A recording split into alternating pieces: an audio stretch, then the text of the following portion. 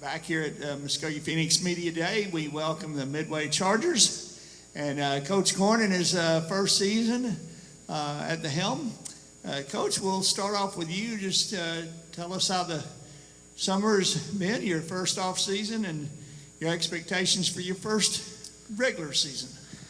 Well, this is not going to be my first. This is round two. I've been at Midway before, and that was about 8 years ago.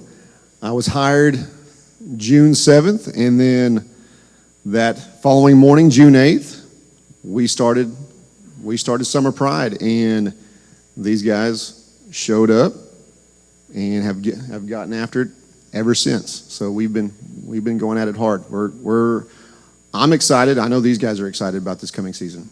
I probably should have known that, but I'm coming to find out as I'm 61 that when my grandfather used to tell me things that happened 45 years ago with great detail, I can't remember 5 years ago, and sometimes even last week. So I'm sorry about that, but yeah. And I know you're one of the biggest fans of this thing too. You were one of the first ones that told me, "Are we going to bring this thing back?" And yeah, because I wanted these guys to experience it. I know I enjoyed bringing players up here, and that's it's a time for these guys to kind of bond and get something out of it. I mean, it's not something they do every day. I'll be honest, you really motivated me. We had some ups and downs over the last couple of years. We didn't have it last year. We was working partnership, and you kind of turned me, so appreciate it. And I'm sure a lot of kids out there that get to experience this too. Yeah, they'll love this. Okay, Jackson, big year last year, a crazy finish in the quarterfinals. What do you take from that? What lessons did you learn from that experience? And if you want to talk about that the way it ended, that's fine. But what do you take from that going forward this year?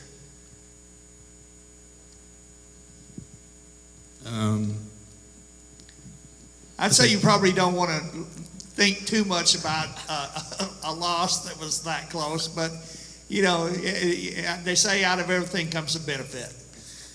Yeah, I'm just gonna work harder, even more harder than I did last year. I'm gonna work with Coach Corn to help improve all my skills and just hopefully go further this year. Okay, Wrangler. Let's look at of course, obviously you guys didn't miss much stride once the season got going last year, but what about the struggles of going through the pandemic and the adjustments and not having maybe the time that you're used to having in the summer and the spring? How much of an advantage has it been getting all that back this year? Well, this is my first year playing for Okay. Midway. Yes, sir. Okay, so everything is new here. What impressions do you have of this team and Coach Corn being back?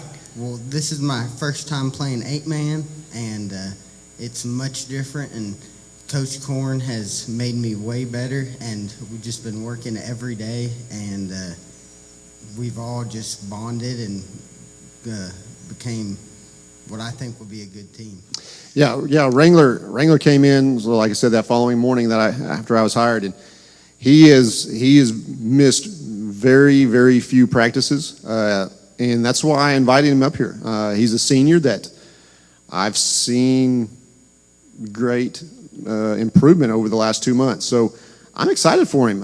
He said he's never played before.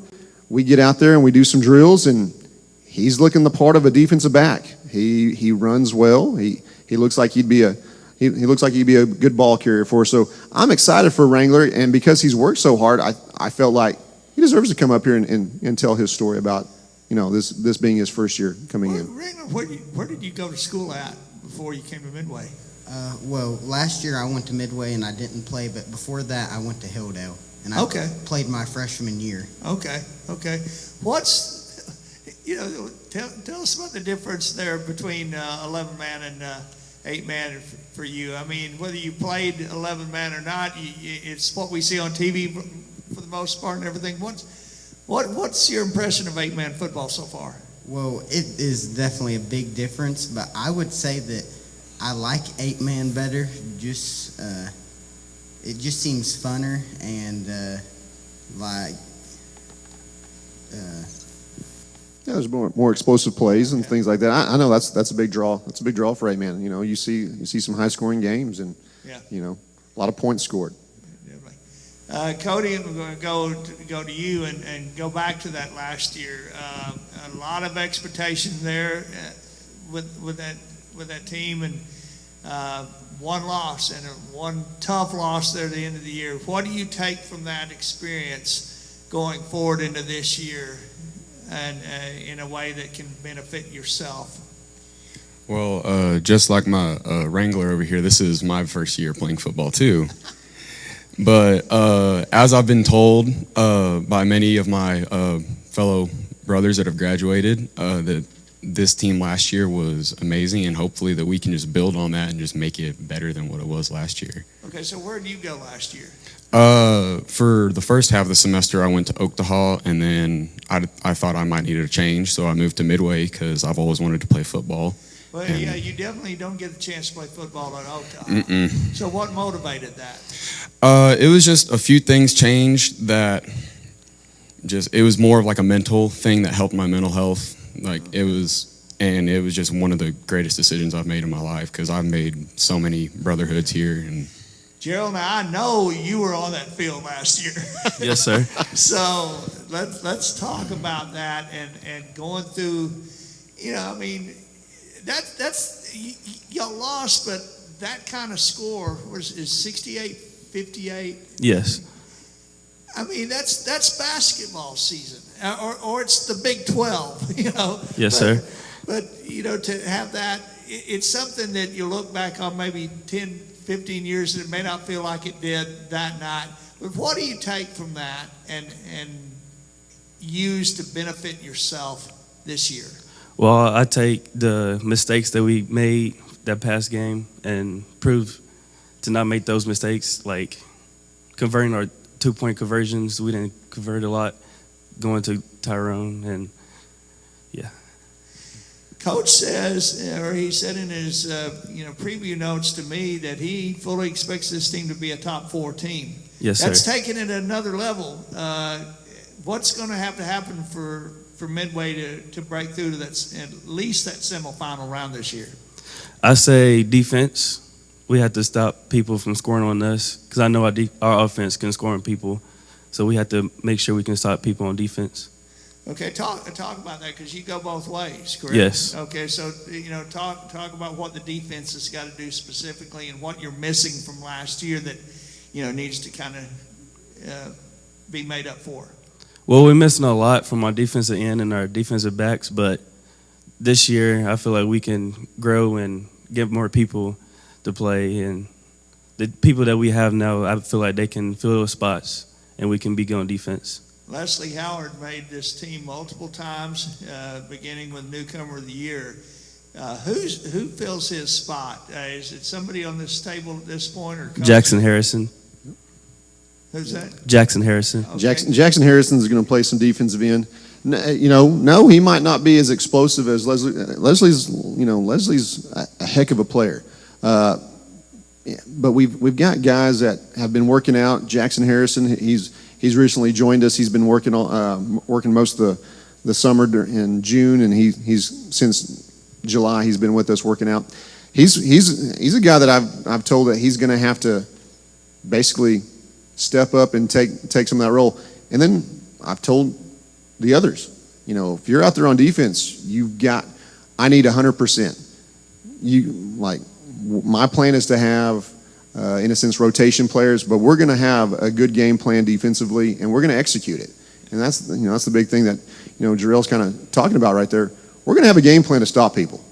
Now we just got to go out there and execute it, and we've done pretty good in the past.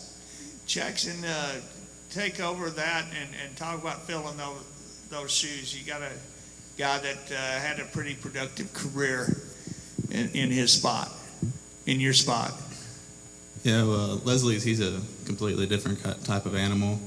I just hope that I'm going to do my 100% best to fill in his spot and keep the.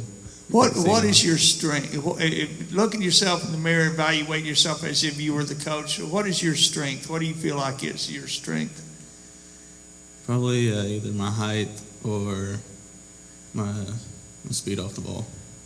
Okay. And what about that makes you feel confident as a player? I feel like if I beat the other guy, I can get through. For sport athlete, but what have you done over the summer specifically to get better as a quarterback? Well, I worked on my feet work to get my feet work better, to stay in the pocket and move up and side from the pocket.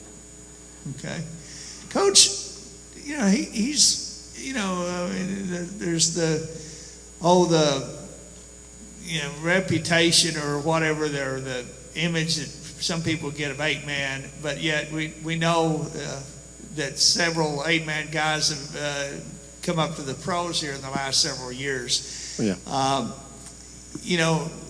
That's a long way off, but college-wise, what does this guy bring to the table if you're talking to a potential recruit out there? Well, he's got a strong arm. He's got a very strong arm that you don't see a lot, especially at this level. And like Jarrell was talking about, he's got, he's been working on his footwork, and he's, getting more velocity on the ball with some accuracy. He's got a lot of talent. Got athleticism right there. He got a lot of speed. He can. Those all transition at the quarterback position at the next level.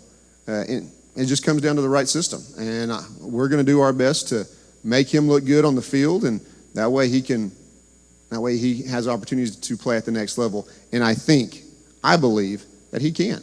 Again, you wait till you see his arm. You're going to see some good things. You've got some holes left by graduation. What about the challenge to fill those holes that gave him weapons to use? Well, yeah, we do, and you're like, oh man, you got a running back right here who has never played football before. You got another one right here who's possibly going to be his backup, who's never played before. But again, you haven't seen what I've seen this summer. These guys can run, these guys can move, and we have talent. The cupboard wasn't bare. We've got talent. These young guys are ready and willing to step up, and yeah. We do bring back about 5 starters on offense, and yeah, the bigger questions on defense. But like I said, I've had these guys for 2 months now, and I've seen growth. I've seen bigger, faster, stronger. I'm seeing it. I'm there with them, and so I've been around C4 for 11 years now. I know what it takes to win our district. I know what it takes to move on. And these guys got it. I know, yeah, there's going to be some growing pains. Yeah, sure. Like I said, there's some experience that we are lacking that we will gain in our first 4 games. What is still, though, about the west side of the state that has been so dominant in terms of 8-man?